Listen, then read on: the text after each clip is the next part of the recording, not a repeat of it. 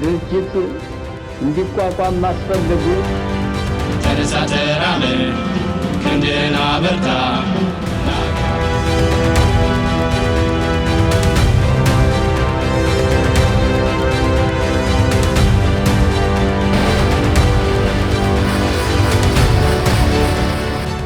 የኢትዮጵያ ብልጽግና የሚወለደው በልጆቿ ትጋትና አንድነት ብቻ መሆኑን አንዘንጋ።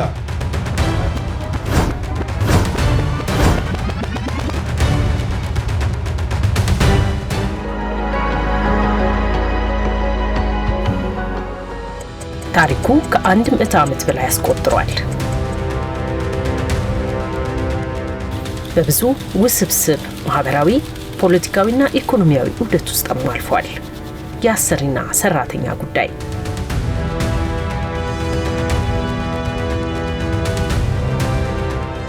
የመጀመሪያው የዓለም ጦርነት ፍጻሜ የዓለምን ርዕዮተ ዓለም አቅጣጫ ወደ ተቀጣጠለው ኢንዱስትሪ አብዮት አሸጋገረው።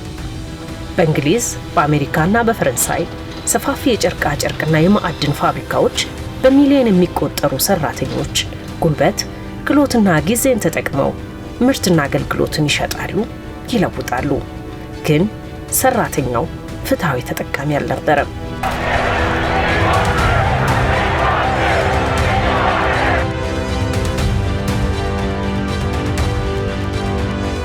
ዘመኑ የሰራተኞች እንቅስቃሴ የመብት ጥያቄዎች እየበዛበት ነው። አስከፊ የሥራ ሁኔታዎች፣ የህፃናት የጉልበት ብዝበዛ፣ የሥራ ቦታ ደህንነት፣ ፍትሃዊ ያልሆነ ደሞዝና የተራዘመ የሥራ ሰዓት ፍትህ የሚሹ ጥያቄዎች ይነሱበት የነበረበት ወቅት ነበር።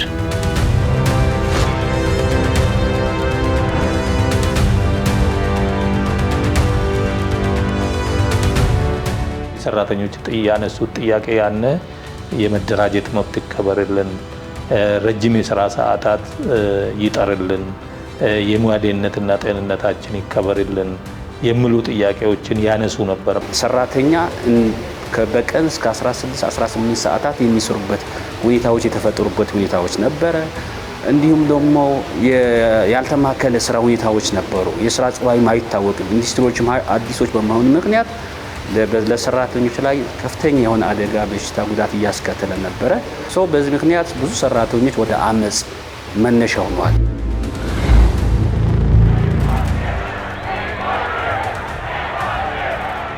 የኢንዱስትሪ አብዮት በፈጠራቸው ገፊ ምክንያቶች የሰራተኛውን የሥራ ነፃነት፣ ክብርና ደህንነት እንዲሁም ተጠቃሚነት ያረጋገጠ ውጤታማና ዘላቂ ሥራ መፍጠርን መሰረት ያደረገ የባለ ብዙ ወገን ስምምነት ማዕቀፍ መንግስት አሰሪና ሰራተኛውን ቁልፍ መርሆ አድርጎ የዓለም የሥራ ድርጅት ተወለደ።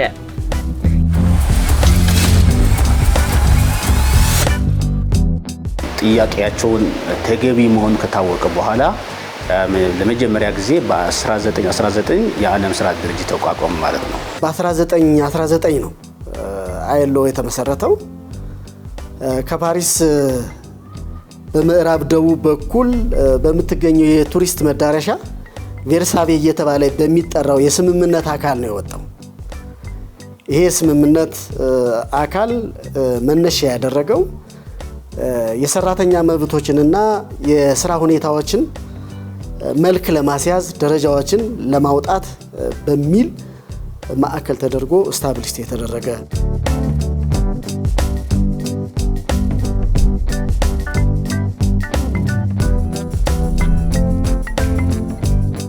የዓለም የሥራ ድርጅት መንግስት አሰሪና ሰራተኛ በአንድነት ሰርተው ማህበራዊ ፍትህን ለዓለም ማስፈን ዓላማ ያደረገ ሲሆን በነጻነት መደራጀትና መደራደር፣ የግዳጅ ስራን፣ የህፃናት የጉልበት ብዝበዛን፣ እኩል ስራ፣ እኩል ክፍያ፣ የሙያ ደህንነትና ጤንነት የመሳሰሉ ቁልፍ ዓለም አቀፍ ስምምነቶችን ይዟል። አይሎ ስምምነት ወይም አይሎ ሲመሰረት መነሻ ያደረገው አንደኛ ማህበራዊ ፍትህን ለማስፈን ነው። ኮንሰርኑ ማህበራዊ ፍትህ ነው። ሁለተኛ ደግሞ የሥራ ደረጃዎች በትክክል ስታንዳርዳቸው መታወቅ አለባቸው። የነዚህ ልምዶችና ተሞክሮች እንዲሰፋ ይፈልጋል።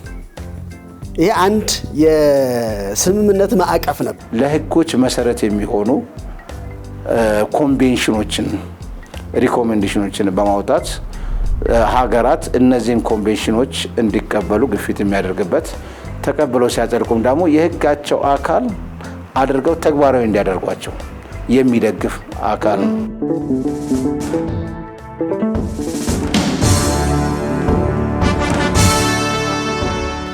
ኢትዮጵያ ከቀዳሚዎቹ የዓለም የሥራ ድርጅትን ከተቀላቀሉ አባል ሀገራት ተርታ ትሰለፋለች።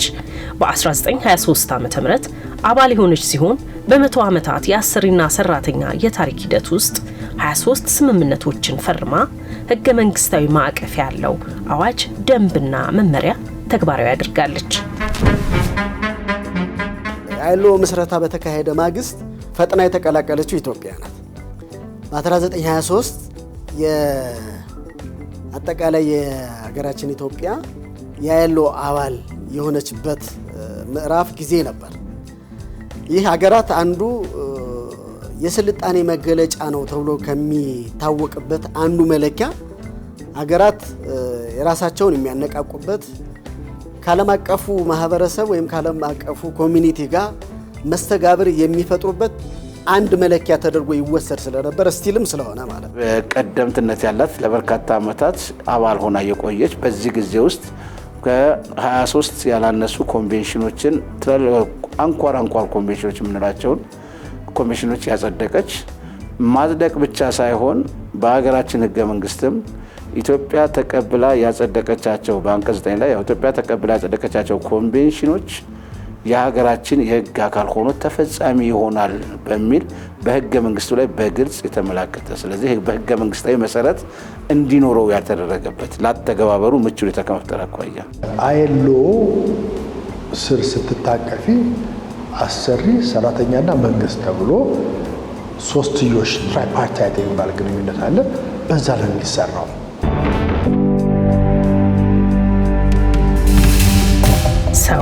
ሰው የመሆኑ ጉዳይ ዓላማና ክብሩ በሚሰሩ እጆቹ ላይ ነው። ሰርቶ የመኖር ጥበብ፣ አካላዊና አእምሯዊ ምግብ ፈጥሮ መስራት አለያም የተፈጠረውን ስራ የገቢ ምንጭ ማድረግ ማዕከላዊ ቁልፉ ስራ ነው። የአሰሪና ሰራተኛ ጥምረት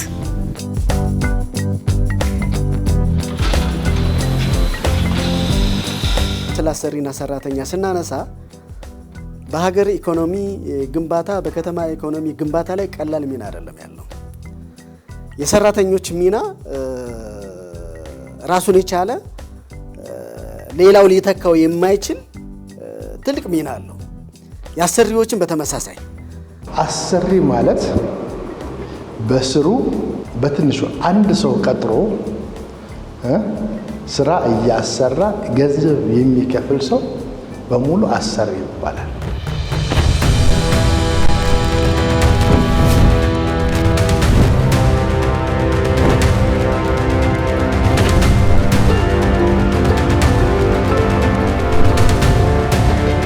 በሀገራችን የአሰሪና ሰራተኛ ጉዳይ መሰረት የተጣለበት ዘመን ሲሆን ተቋማዊ መሰረትና ህጋዊ አደረጃጀትም ተፈጥሯል።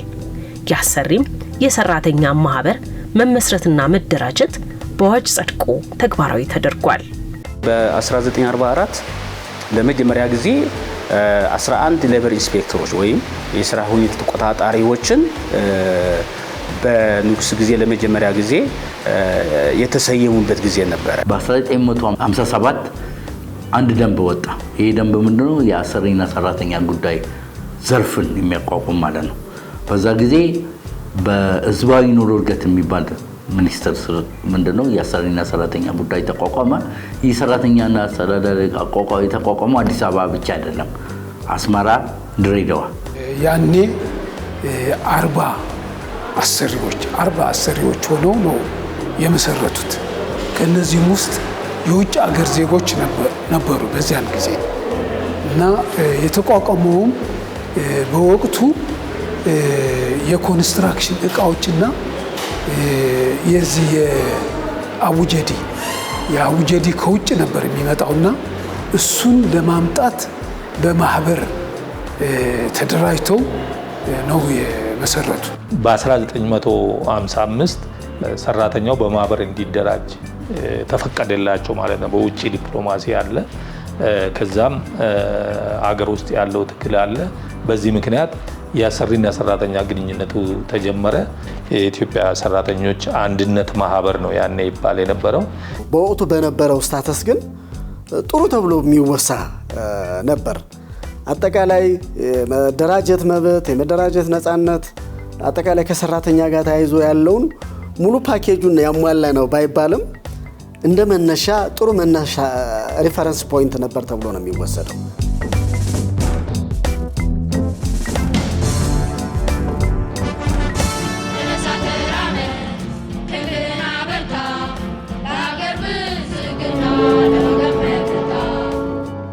በደርግ ጊዜም ያው አገሪቷ ተከተል የነበረው ርዕዮተ ዓለም የሶሻሊስቱን ርዕዮተ ዓለም እንደመሆኑ መጠን የወዛደሩን የበላይነት የሚያንጸባርቅ መጠሪያ ስሙ ጭምር የሰራተኛ ጉዳይ አዋጅ ቁጥር 6468 ተብሎ የሚጠራው የሰራተኛ መብት ብቻ ይዞ የወጣበት ሕግ እንደነበረ ይታወሳል። የግል ባለሀብት የሚኮነንበት አሰሪ ማለት እንደ ኃጢአት የሚታይበት በመሆኑ ይህ ድርጅት የፌዴሬሽን እንዲዘጋ ታዞ ተዘጋ። ሶሻሊዝምን ርዕዮተ ዓለምን ስለሚከተል የኢትዮጵያ ሰራተኞች ፓርቲ መሰረታለሁ በሚል ነው ሰራተኛውንም ክፍል ይዞ ይሄን አድርጎ የነበረው። ነገር ግን ሰራተኛውም ክፍል ቢሆን በነፃ የመደራጀትና የመደራደር መብት አይደለም ያለው።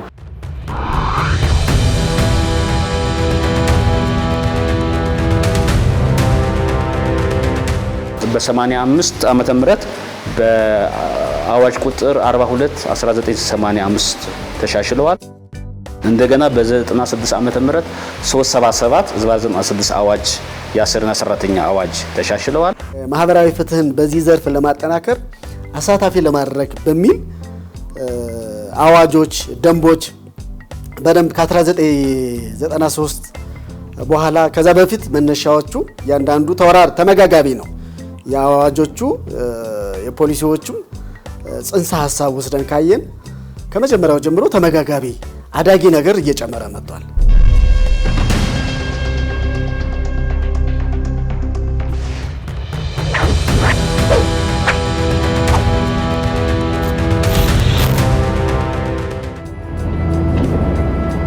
የኢትዮጵያ ብልጽግና የሚወለደው በልጆቿ ትጋትና አንድነት ብቻ መሆኑን አንዘንጋ።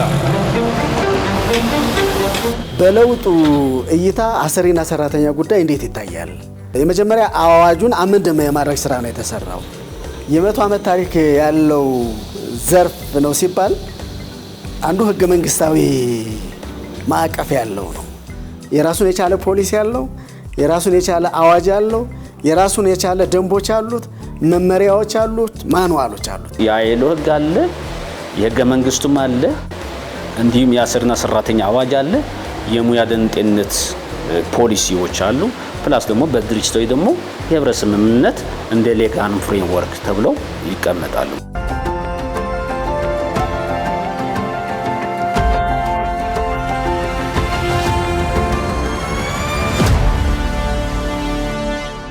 አዲስ አበባ የበርካታ ኢንዱስትሪዎች የኮንስትራክሽንና የአገልግሎት መስጫ ተቋማት መገኛ ነች።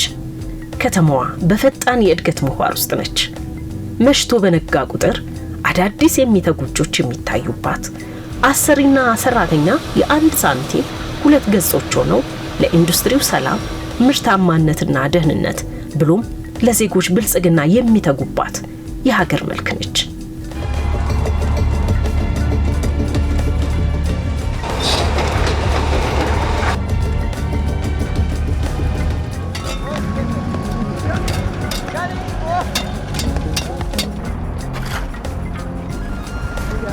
ያቸው እነኝን ጀግኖች በክትትል በቁጥጥር በማበረታታት ብዛት አሁን በተባለው ደረጃ ቀንና ሌሊት 24/7 እየተሰራ ነው ያለው። ይሄ ወደን አይደለም። የሀገራችን ሁኔታ የከተማችን ሁኔታ ግድ ይለናል። መለወጥ አለብን። በልመና በተረጂነት ኢትዮጵያ አትቀየርም። የአዲስ አበባ ከተማ ችግሮች አይፈቱም። ሌላ ማንም አይመጣልንም። እዛዚ እየሄድን ልምድ የምንወስደው ለመለወጥ ነው። አእምሯችን አስተሳሰባችን እንዲቀየር ያየነውን አምጥተን ሀገራችን ላይ መፈጸም እንድንችል ነው። ብዙ በፍጥነት ተቀየሩ የምንላቸው በተለይ የኤዥያ ሀገሮች ምንም የተለየ ነገር ኖሯቸው ወይም ደግሞ ድንገት ወርቅ ዘንቦላቸው ሳይሆን ህዝባቸውን አስተባብረው አሳምነው እልህ ገብተው ሌሊትና ቀን ስለሰሩ ነው። እኛም እያደረግን ያለነው ይሄን ነው።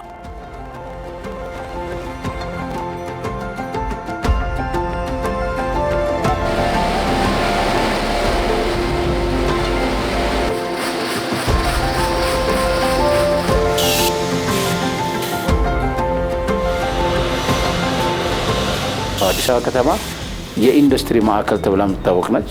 በርካታ ፋብሪካዎች ያሉበት፣ በርካታ አገልግሎት ሰጪ ተቋማት ያሉበት፣ በርካታ የግልና የግል ጤና ተቋማት፣ የግል ትምህርት ተቋማት እና የሆቴል አገልግሎቶች በስፋት የሚታዩባት ከተማ ነች።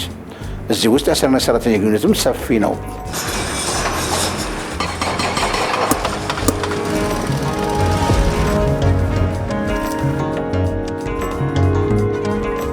በኮሪደር ልማት በፕሮጀክቶች ውስጥ እንደዚህ 24/7 የሚሰሩት ፕሮጀክቶች ሁሉ ሰው ሰርቶ ገቢ የሚያገኝባቸው ናቸው።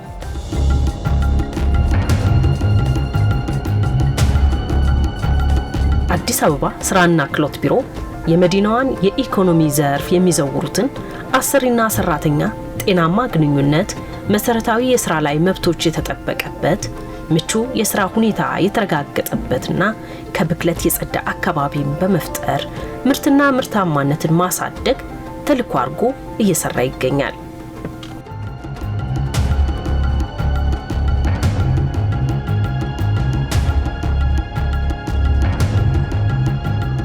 በአዲስ አበባ ከተማ አስተዳደር የስራና ክህሎት ቢሮ በዛ ስር የአንድ ዘርፍ ራሱን ችሎ የአሰሪና ሰራተኛ ጉዳይ ራሱን የቻለ ዘርፍ ነው። ከፌዴራል ስራና ክህሎት ቢሮ ሚኒስቴር ጋር ተናባቢነት አለው። እጅግ በሚገርም ሁኔታ ተናባቢነት አለው። መዋቅራችን ደግሞ እንደ አዲስ አበባ ስንወርድ መዋቅራችን እስከ ወረዳ ድረስ ነው። በ119 ወረዳዎች ውስጥ የኛ መዋቅር አለ።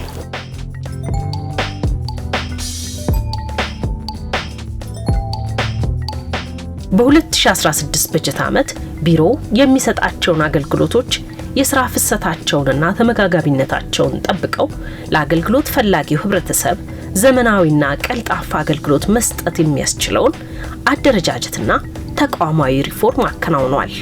እንደ ከተማ አስተዳደር ሪፎርም የለውጥ ስራዎች መሰራት አለባቸው ተብሎ ከተያዙት የስራና ክህሎት ቢሮ አንዱ ቢሮ ነው። ከማዕከል ጀምሮ እስከ ወረዳ ድረስ የስራና ክህሎት ጽሕፈት ቤቶች ምቹ የስራ ሁኔታ መፍጠር ችለናል።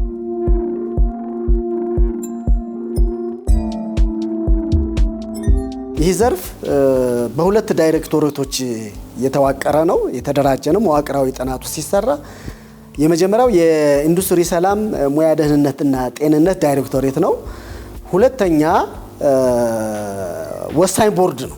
የዚህ ዘርፍ ደግሞ አንኳር ስራው የአሰሪና ሰራተኛ ጉዳይ አዋጅን ማስፈጸም ነው። የመንግስት አስፈጻሚ አካል እንደመሆኑ ትልቁና አበይት ተግባሩ የአሰሪ ሰራተኛ ጉዳይ አዋጅ 1156 2011ን መተግበር ነው።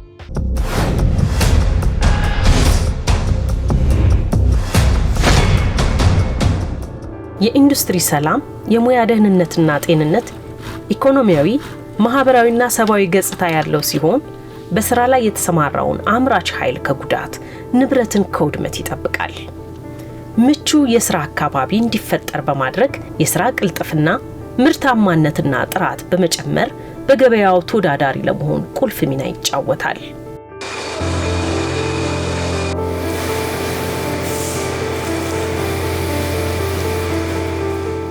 ኢንዱስትሪዎች እና አገልግሎት ሰጪ ተቋማት አሰሪዎችና ሰራተኞች ናቸው ያሉት። ሂውማን ሪሌሽን ነው፣ ሰው ለሰው ግንኙነት ነው። እነዚህ ይሄ ሰው ለሰው ግንኙነት ደግሞ ፒስፉል የተግባባ የስራ ቦታ ምቹ መብትና ግዴታ ጠንቅቆ ያወቀና የተከባበረ እርስ በርስ የተጋገዘ ካልሆነ ምርትና ምርታማነትን ለመጨመር ኢንዱስትሪ ሰላም ማረጋገጥ አይቻልም። ስለዚህ የኢንዱስትሪ ሰላሙ በሁለትዮሽ ውይይት ወይም ክርክር ወይም ድርድር እንዲመሰርቱ ማስቻል፣ ማብቃት፣ ማሰልጠን ነው።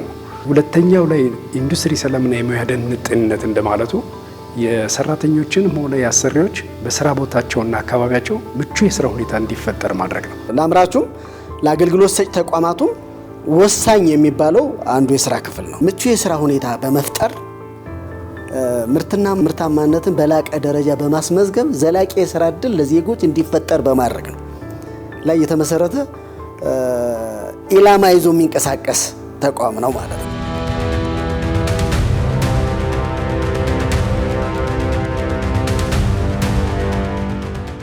አዋጅ 1156/2011 መሰረት በማድረግ የአዲስ አበባ ስራና ክህሎት ቢሮ የአሰሪና ሰራተኛ ጉዳይ ዘርፍ የኢንዱስትሪ ሰላምን ለማስፈን ምርትና ምርታማነትን ለማሳደግ የሙያ ደህንነትና ጤንነትን ለመጠበቅ ሁለት አይነት የቁጥጥር ስርዓት ያደርጋል። የስራ ሁኔታዎች ቁጥጥርና የሙያ ደህንነትና ጤንነት ቁጥጥር።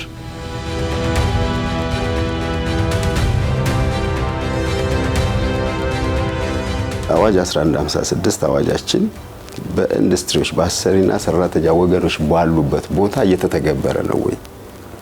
ስለ ቅጥር ሊሆን ይችላል፣ ስለ ሰራተኞች ጥቅማ ጥቅም ሊሆን ይችላል፣ ስለ ሰራተኞች ዲሲፕሊን ሊሆን ይችላል። አዋጁም ህገ መንግስቱም ያስቀመጠላቸው መብቶች ተተግብረዋል ወይስ አልተተገበሩም? ህጋዊ ፎርማሊቲ ተጠብቀው ቅጥሮችስ ተፈጽመዋል ወይ የሚለውን የምናይበት ነው። ሰርቶ 24 ሰዓት ረፍት ነው። አርብ፣ ቅዳሜና እሁድ 3 ቀን ረፍት የሆነ ሽፍት አለ። እሁድ፣ ሰኞና ማክሰኞ የሆነ ሽፍት አለ። ስለዚህ ኦፍ ይሆናል። እነዚህ 200 ሰራተኞች የስራ ውል አላቸው። በአሰሪና ሰራተኛ ጉዳይ አዋጅ 1156 መሰረት በህጉ ላይ የተደነገጉትን ነገሮች ድርጅቶች ምን ያህል ይፈጽማሉ? የማይፈጽሙትስ ምንድን ነው ሊደረጉ የሚገባቸው? መደረግ የሚገባው ለምንድን ነው? የሰራተኞችን መብት ከማስከበር አንጻር የምናደርገው የቁጥጥር አይነት ነው። ይህም የስራ ውል መኖሩን እንመለከታለን። ከስራ ውል በኋላ የቅጥር የሙከራ ጊዜ የቅጥር ውል እሱን እንመለከታለን። ከሱ በኋላ ለሰራተኛው ማድረግ የሚገባቸውን ነገሮች መብቶቹን ሁሉ እንከታተላለን ማለት ነው። ይሄም የአመት ፈቃድ፣ የኦዲት ፈቃድ፣ የህመም ፈቃድ፣ የሀዘን ፈቃድ እነሱ መሟላታቸውን የምንቆጣጠርበት ሜካኒዝም ነው።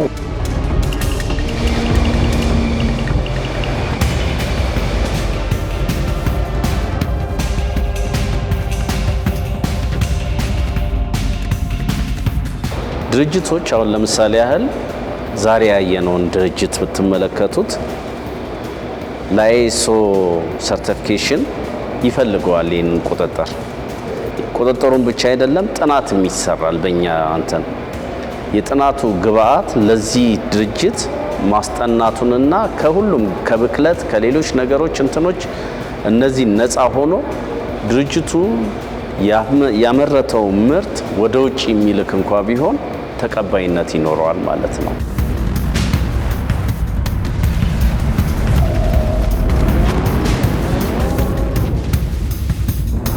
የሚሰራው የህፃናትን ልብስ ነው። ሙሉ ለሙሉ ኤክስፖርት ፋክተሪ ነው።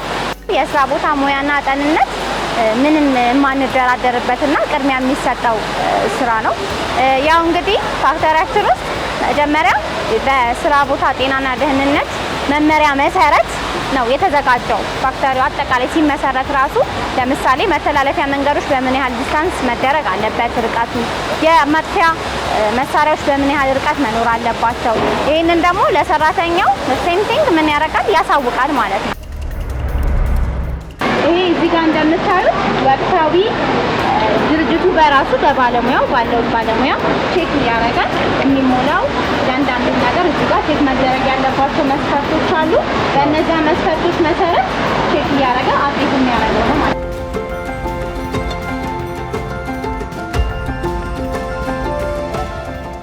የስራ ሰዓት 8 ሰዓት ነው የምንሰራው።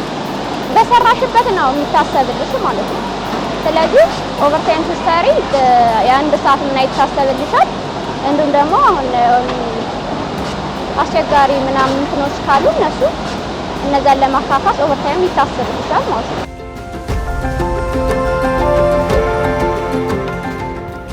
እሺ እዚህ ጋር ብርሃን መጠን እየለካን ነው። በእናንተ ላይ ጉዳት ማድረስ አለማድረስን ነው እየለካን ያለ ነው። እዚህ ላይ ከፍተኛው 1567 በዚህ የምንለካው የካርቦን ሞኖኦክሳይድ ጋዝ ልቀት ነው። ካርቦን ዳይኦክሳይድ CO2 1320 ዛሬ እንግዲህ እስካሁን ድረስ ስናደርግ የነበረውን ስራ ጨርቃ ጨርቅ ድርጅት ውስጥ የሙያ ደህንነት ጤንነት ላቦራቶሪ መሳሪያዎችን በመጠቀም በድርጅቱ በተለያዩ የስራ ቦታዎች ላይ ጠንቀኛ የስራ ሁኔታዎች ያሉበትን ደረጃ ልኬት የመውሰድ ስራ ሰርተናል።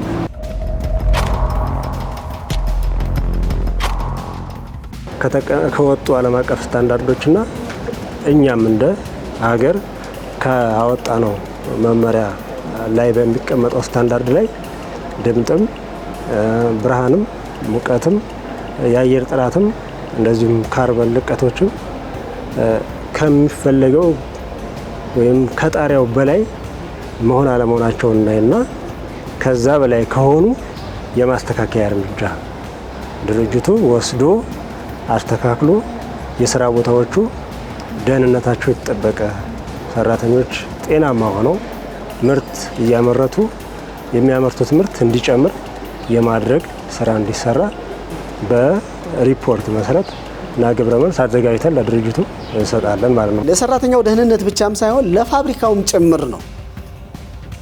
በቀላል ችግር በቀላሉ መስተካከል እየቻለ ያን ኢንስፔክት ባለመደረጉ ሙሉ ፋብሪካው ሊቃጠል ይችላል ወይ ዳሜጅ ሊሆን ይችላል።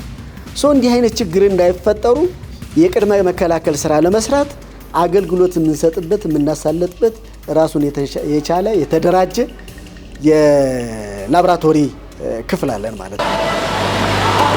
ሰላም ነው አባ ብናኝ እየለካን ነው። ስራ አንተ ችግር እኛ እንሰራለን።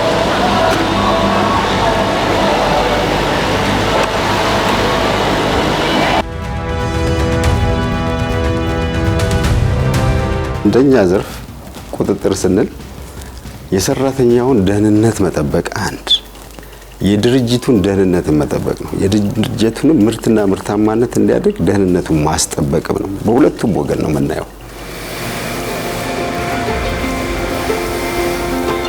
የኢንዱስትሪ ሰላምና የሙያ ደህንነትና ጤንነት መጠበቅ የሰው ህይወትን መታደግ ብሎም የተቋማትን እድገትና ስኬት በማፋጠን የተረጋጋ ማህበራዊ ኢኮኖሚ ለመፍጠር አስቻይ መደላደል ሲሆን፣ በሌላ ጎኑ ደግሞ ሴፍቲ የስራ ቦታዎች ግዴታም ጭምር ነው።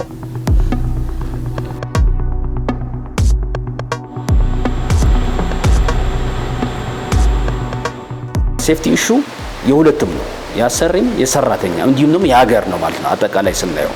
ምክንያቱም አሰሪ ተጠቃሚ ነው። በጉዳት ምክንያት ብዙ ወጪዎችም ይቀንሳል ማለት ነው።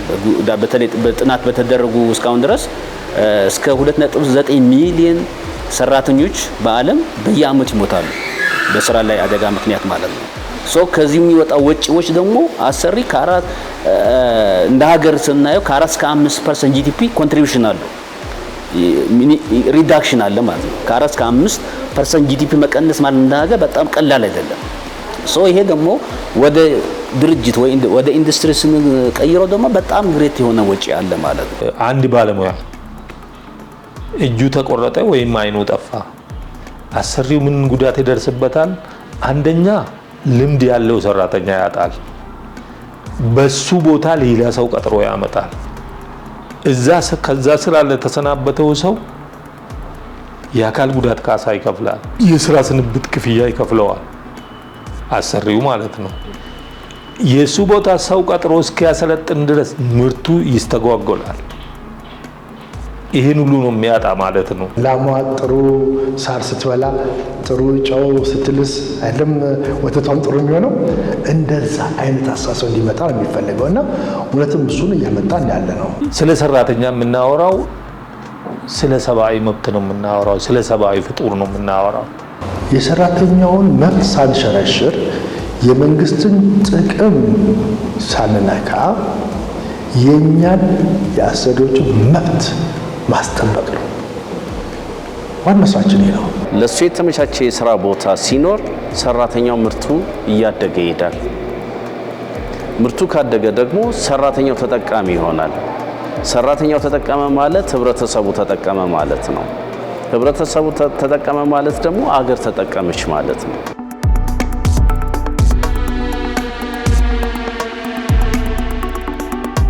የሙያ ደህንነት መሰልጠን ነው ባይዘው የስልጣኔ ምልክት ነው። ለምሳሌ አሁን አዲስ አበባችን ምንድነው እየሆነች ያለችው? እያደገች ነው። የኮሪደር ልማቱ ማየት እንችላለን አይደል? እየበለጸገች ነው፣ እያማረች ነው። አብሮ ምን መሆን አለበት ማለት ነው? ሴፍቲው መጠበቅ አለበት። ያሰሪውም የሰራተኛውም የማህበረሰቡም ንቃተ ህሊና ማደግ አለበት። ስለዚህ ንቃተ ህሊናው አብሮ ካደገ የሀገራችን ኢኮኖሚ አብሮ ማድረግበት ምንም ምክንያት የለም ማለት ነው። ደስ የሚለው ነገር ወደዛ እየሄደ ነው።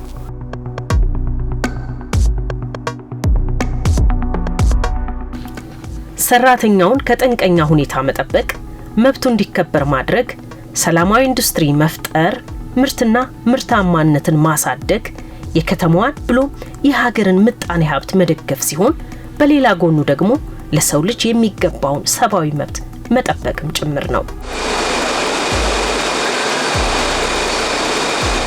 በስራ ቦታችን ላይ የስራ ደህንነት አልባሳት ስራ ከመግባታችን በፊት እንጠቀማለን። ስለዚህ የሴፍቲ ማንዳቶሪ የሚባሉ ወይም ግዴታ የሚባሉ የሴፍቲ ማቴሪያሎች አሉ። እነዚህ የሴፍቲ ማቴሪያሎች የሴፍቲ ጫማ፣ አንጸባራቂና ሄልሜትን ያካትታሉ። ውስጥ ደግሞ በምንገባበት ጊዜ ስራችንን ለመተግበር በምንገባበት ጊዜ እያንዳንዱ ቦታ ላይ የየራሱ የሆነ ማሟላት የሚጠበቅብን ነገሮች አሉ። እነሱም በተለያየ ቦታ ላይ ተለጥፈው ለሰው አንደርስታንድ ለማድረግ ወይም ለመረዳት በሚቀል መልኩ ተለጥፈው እናገኛቸዋለን።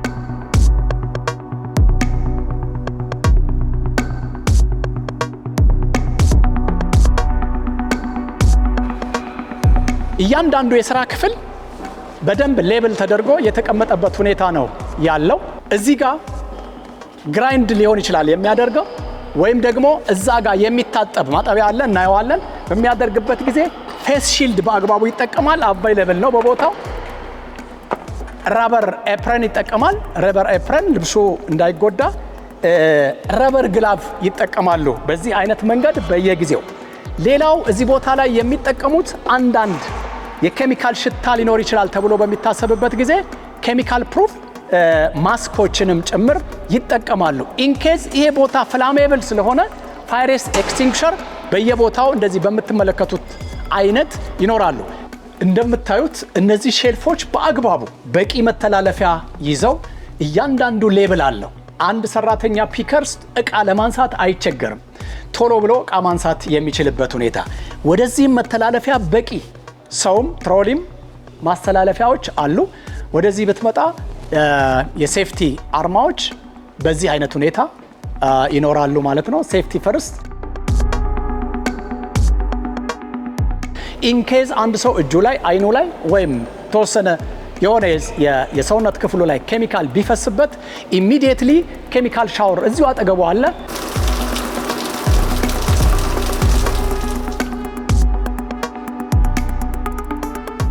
ዲሰንት ወርክ ያላሟላ ድርጅት አንድ ጥሬ ቡና ፍሬ ወደ አውሮፓ መላክ አይችልም። ዲሰንት ወርክ ምንድን ነው ብትይ ሰራተኞቹን በአግባቡ ያልያዘ ማለት ምን ማለት ነው?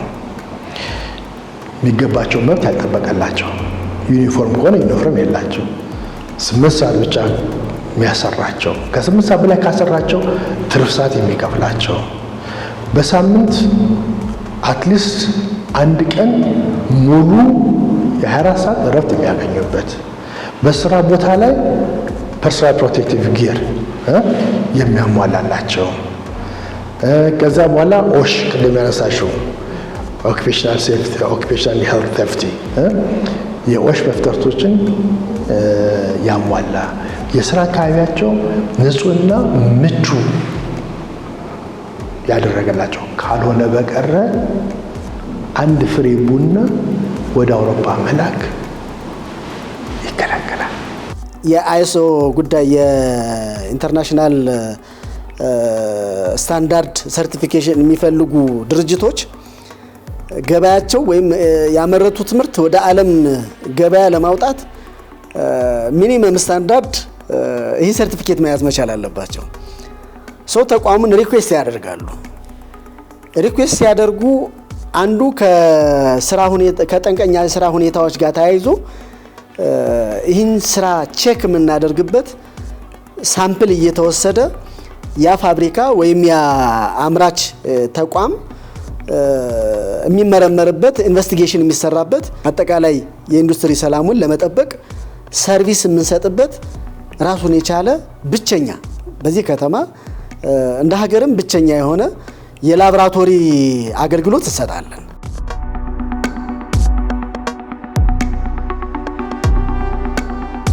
በአሰሪና ሰራተኛ መካከል በግልም ሆነ በማህበራት ውስጥ በሚፈጠሩ አለመግባባቶች ክርክርን ወደ ድርድርና ምክክር በማምጣት ችግሮችን መፍታት የአሰሪና ሰራተኛ ጉዳይ ዘርፍ ወሳኝ ቦርድ ዳይሬክቶሬት ተግባር አንዱ ነው። መንግስት፣ አሰሪና ሰራተኛ በጥምረት ይሰራሉ። በድርድርና በስምምነት ጉዳያቸውን ይፈታሉ። ምናልባት አለመግባባት ሲከሰት የኢንዱስትሪ ሰላሙ እንዳይናጋ፣ የስራ እንዳይቆም ምን ያስፈልጋል? መፍቻ መንገዱን አስቀመጠ። ከመፍቻ መንገዱ አንዱ ቁጥር 1 የሰጠው አማራጭ የግጭት አፈታት ዘዴዎችን መጠቀም። ቁጥር 1 በማህበራዊ ምክክር። ማህበራዊ ምክክር በጣም ወሳኝ ነው። ሁለተኛው ደግሞ ግልግል ዳኝነት።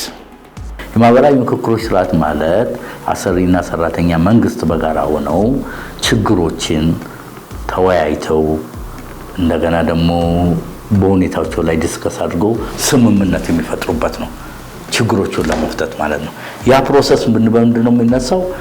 ሁለቱ ወገኖች እርስ በርሳቸውን ከመቀበል የተነሳ ነው። እንግዲህ ድሮ ከነበረው የማህበራት ከተደራጁ በኋላ ህብረት ስምምነት ነው የሚፈጥሩት። ህብረት ስምምነት ማለት በስራ ሁኔታቸው ላይ ይደራደሩና ሰራተኛ አሰሪው ስራው የሚሆንበትን ሰራተኛው ደግሞ ከሚገኘው የስራ እድገትና ትርፋማነት የሚቋደስበት የስራ ሁኔታዎቹ የሚሻሻሉበት አንድ መድረክ ነው። ስትነጋገር ምክክርን ያስቀድማል።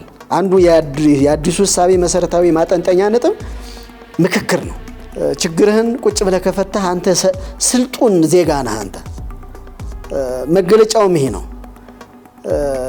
በመጓተት ባለመመካከር፣ ባለመነጋገር ያጣናቸው ቀላል የማይባሉ ጥቅሞች አተናል። ራሳችንም ጭምር ጎድተናል። ስለዚህ ዊን ዊን አፕሮች ለኢንዱስትሪ ማህበረሰብና ለአገልግሎት ሰጪ ተቋማቱ በአሰሪና መሰራተኛ መካከል ብቻም ሳይሆን ኦቨርኦል እንደ ሰው በሚኖረን አጠቃላይ የሥራ መስተጋብር ገብቶንም ሳይገባንም በምንተላለፍባቸው ጉዳዮች ቁጭ ብሎ መነጋገር ያለው ድል ቀላል አይደለም። አሰሪና ሰራተኛ ለዚህ አይኮኒክ የሆነ ልዩ ክብርም አለው። የምንጠቀምበትም ይህን ነው። በአማራጭ ግጭት አፈታት ዘዴዎች ወይም በዛ አፈታት ካልተቻለ ደግሞ በፌዴራልና በክልል ደረጃ ላይ በሚቋቋሙ ፍርድ የስራ ክርክር ሰሚ የፍትህ አካላት ፍርድ ቤቶች እና የአሰሪና ሰራተኛ ጉዳይ ወሳኝ ቦርድ የአሰሪና ሰራተኛ ጉዳይ ወሳኝ ቦርድ አንዱ የፍትህ አካል ነው።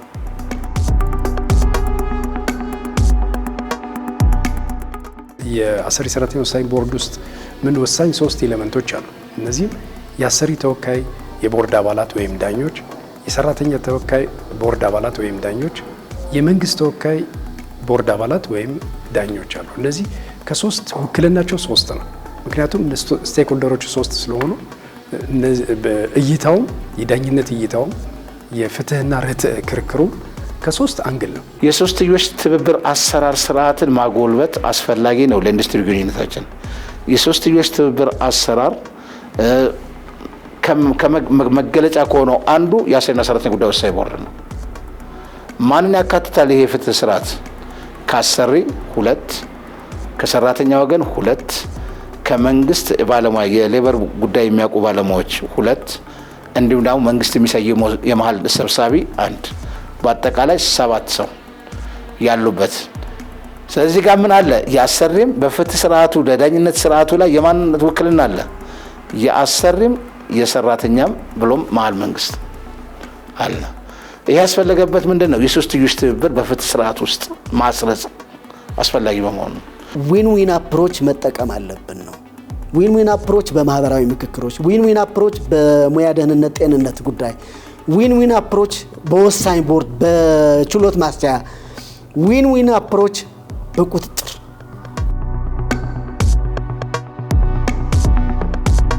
የምትጠይቁትን ዳኝነትና የክሱን ጭብጥ አጠር አድርጋችሁ ታስረዳላችሁ።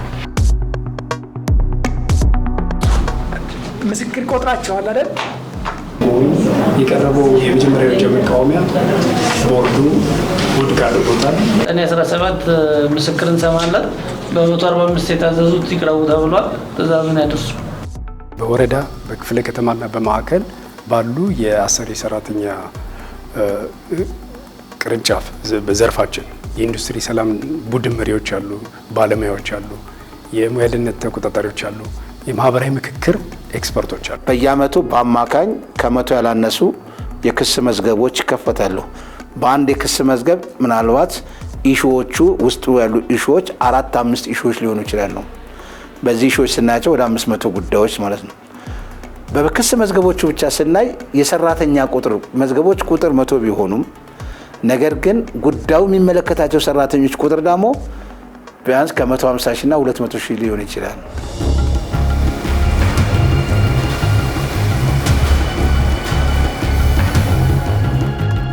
የአሰሪና ሰራተኛ ጉዳይ በመቶ ዓመታት ጉዞ በርካታ ዓለም አቀፍ ስምምነቶችንና የሀገራችንን የሕግ ማዕቀፎችን መሰረት አድርጎ ዘርፉ የሚገባውን ማህበራዊና ኢኮኖሚያዊ አበርክቶ እየተወጣ ይገኛል። የአዲስ አበባ ስራና ክህሎት ቢሮ የከተማዋን ሁለንተናዊ የብልጽግና ጉዞ ለማሳካት የኢንዱስትሪዎችን ሰላምና የሙያ ደህንነትና ጤንነት በመጠበቅ ጤናማ እምቅ አቅም ያለው ንቁና አምራች ዜጋ፣ ለሀገሩ ክብር ኢኮኖሚያዊ እምርታ የሚተጋ አሰሪ፣ በጥበብ የሚመራ ተቋም ይዞ ነገን በሌላ ከፍታ አልሞ በመስራት ላይ ይገኛል።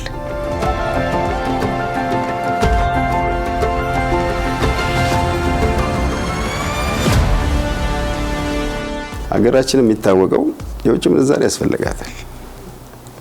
ምርትና ምርታማነት ማደግ አለበት ማለት ነው። የውጭ ምንዛሪ ወይም ኤክስፖርት ዝም ብሎ አይመጣም፣ ከምርት ነው የሚመጣው። ኤክስፖርት ለማድረግ ስታንዳርድ ማሟላት አለብን። ስታንዳርድ ለማሟላት ደግሞ የሌበር ህጎች መከበር አለባቸው። ተቀባዩም አካል ተቀባዩም አገር የሌበር ህግን አሟልቷቸዋል ብሎ ስለሚጠይቀን ማለት ነው።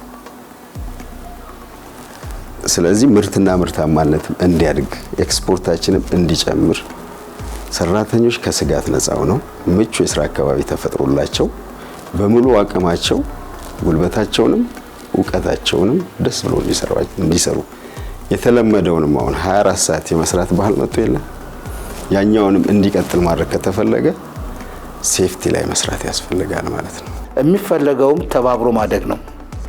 የሚፈለገውም ለሰራተኞች ምቹ ስራ ሁኔታዎችን ማረጋገጥ ነው። ሰራተኞችም ደግሞ እንደ እድገቱ እንደ ድርጅቱ እድገት እያስመዘገበ ሲመጣ ከዛ ተጨቃጭቆ ሳይሆን ቴንኪዩ ተብሎ ተጠቃሚ የሚሆንበት ስርዓት እየጎለበተ ማደግ። ቴንኪዩ ተብሎ አሰሪም ሰርቶ ማደግ ይፈልጋል፣ ሰራተኛም ሰርቶ ማደግ ይፈልጋል፣ እድገት ይፈልጋል። በሁለቱም እድገት ይፈልጋል። አላማቸው እድገት ነው። አላማቸው እድገት የሆኑ አካላት ደግሞ ሊፈጠሩ የሚችሉ ችግሮችን በውይይት የመፍታት ባህሉ ማደግ አለበት። እንደ አሰሪና ሰራተኛ ጉዳይ በቃ የመጀመሪያ ስራችን ነው። ማንኛውም ከቤት ሰራተኛ ጀምሮ ማንኛውም አገልግሎት የሚሰጥበት ተቋምም ሊሆን ይችላል፣ ኢንዱስትሪም ሊሆን ይችላል፣ ፋይናንስ ተቋምም ሊሆን ይችላል። እያንዳንዱ ስራ ሴፍቲው በተሟላ ደህንነቱ በተሟላ ሁኔታ መሰራት መቻል አለበት። ሰራተኛውም የሚጠቀማቸው ማቴሪያሎች ስታንዳርዳቸውን ያሟሉ መሆን መቻል አለበት። ይህ ከሆነ የምናመርተው ምርት ውጤታማ ይሆናል፣ በሰፊው እናመርታለን። ሁለተኛ ውጤታማ የሆነ ስራ እንሰራለን። ለገበያ ተወዳዳሪ የሆነ ጥራት ያለው ምርት እናመርታለን። አገራችን ከተያያዛችው የኢኮኖሚ ግንባታ የኛም ሚናም በትልቁ ጠንካራ የሆነ ሚናችንን እያጎላን እንሄዳለን። አዲስ አበባ ዛሬ ላይ የትብብር ፍሬዋን ለዓለም እያሳየች ነው። በሁሉም ዘርፎች የገዘፉት የልማት አውታሮቿ የደመቀ የትውልድ አሴት እየገነባች እንደሆነ ምስክር ናቸው። እድገቷ ሰውን ማዕከል ያደረገ ሁለንተናዊ ለውጥ ነው። የኮሪደር ልማቶቿ ውበትና ንጽህናን ያወርሳሉ። በግዙፍ ኢንዱስትሪዎቿ የሚተጉ እጆች የኢኮኖሚዋ አብነት ሆነዋል። የዲፕሎማሲ ማዕከልነቷ ትላንትን ከዛሬ አዋህዶ ነገን አልቆ እየተጓዘ ነው። የዚህ ሁሉ ስኬት መሰረቱ አንድ ነው። በአሰሪና ሰራተኛ ጥምረት የተገነባ የጋራ ራዕይ ውጤት ነው።